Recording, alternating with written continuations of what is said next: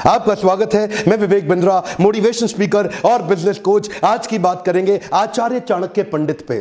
चाणक्य इतने एक्सपर्ट थे कि पैरेलली चौथी स्ट्रैटेजी बना रहे थे, building a high performance team. ये इन्होंने कैसी करी? इन्होंने वात्सायन मुनि का एक वेश धारण कर लिया और ये जानते थे कि अगर बड़ी सेना बनानी है तो उनके मन, बुद्धि और आत्मा को जीतना पड़ेगा। एक पॉपुलर अपने आप को वात्सायन मुनि के भेष में जाकर के लोगों को जगह जगह कथा प्रवचन करते थे और उनको धीरे धीरे इंस्पायर करते थे कि तुम चंद्रगुप्त की सेना को ज्वाइन कर लो। ये जानते थे कि प्रेम से बात करूंगा और आध्यात्मिक बात करूंगा, लोग प्रभावित हो जाएंगे, प्रभुभावित हो जाएंगे और मेरी स्टोरी और मेरी कहानी पे विश्वास करेंगे और चंद्रगुप्त की सेना को ज्वाइन करते चले जाएंगे। उनकी आत्मा, मन, बुद्धि को जीतने के बाद अपनी वाणी की शक्ति से उनको प्रभावित करके एक एक करके धीरे धीरे 8 लाख लोगों की सेना तैयार कर दी। यह सेना ऑलरेडी 4 गुना बड़ी हो चुकी थी अब धनानंद से।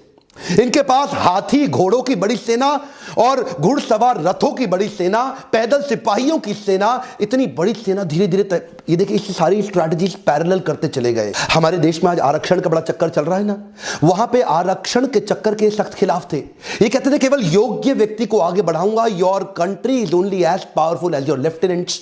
तो अपने लेफ्टिनेंट को चूज करते थे, जो आदमी योग्य है उसी को आगे बढ़ाते थे। उनके ट्रेनिंग कैंप्स पे क्या कहते थे कि राजा को अपने आसपास के लोग बुद्धिमान और योग्य रखने चाहिए, चापलूस लोग नहीं चाहिए जो केवल आपकी तारीफ करते रहें। चाणक्य श्लोक बोलते थे, दुर्जनेषु च सर्पेषु वरम सर्पो न दुर्जना, सर्पोदंशति कालेना दुर्जनस्तु पदे पदे। चाणक्य कहते थे दुर्जन मतलब दुष्ट व्यक्ति और सर्पेशु मतलब सांप। इन दोनों में से सांप अच्छा है। वरम सर्पो न दुर्जना, दुर्जन को छोड़ दो, सांप के साथ रह लो। सर्पोदंशति कालेना दुर्जनस्तु पदे पदे। सांप तो एक ही बार काटेगा, एक ही बार डसेगा, लेकिन दुर्जनस्तु पदे पदे, दुर्जन व्यक्ति हर कदम पे आपको डसेगा, हर बार डसेगा। इसीलिए क्या कहते थे कि मैं टीम ऐसी तैयार करूंगा जो केपेबल लोगों की हो और दुर्जन ना हो। तो ये एक हाई परफॉर्मेंस टीम तैयार करते गए और साथ साथ ये छापामार युद्ध के छोटे छोटे प्रयास करते गए। ये इनकी अगली स्ट्रैटेजी समझिएगा।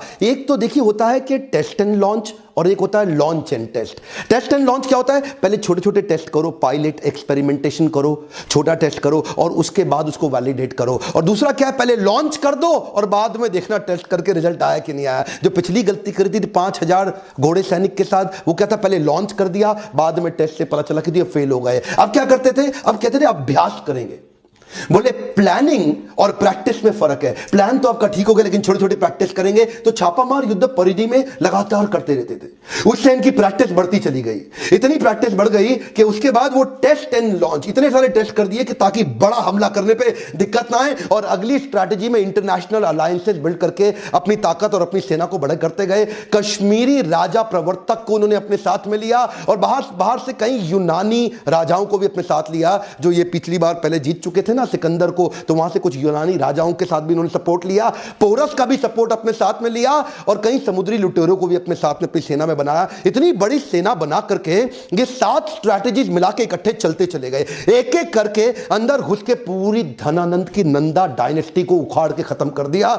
धनानंद कभी सपने में नहीं सोच पाया, वो तो शराब के नशे में रहता था, प्रजा के टैक्स को अपने मजे के लिए खर्च कर देता था। लेकिन चाणक्य जानता था अखंड भारत का सपना मुझे ऐसे ही पूरा करना होगा।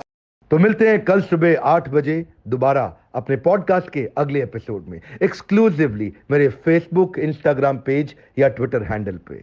और हाँ, शेयर जरूर करिएगा इस मैसेज को। Sharing is caring. शेयर करने से सामने वाले का लाभ होता है और ऐसा मैसेज शेयर करने से आपकी भी तो इज्जत बढ़ती है। हमारे साथ जुड़े रहने के लिए प्रेम पूर्वक धन्यवाद।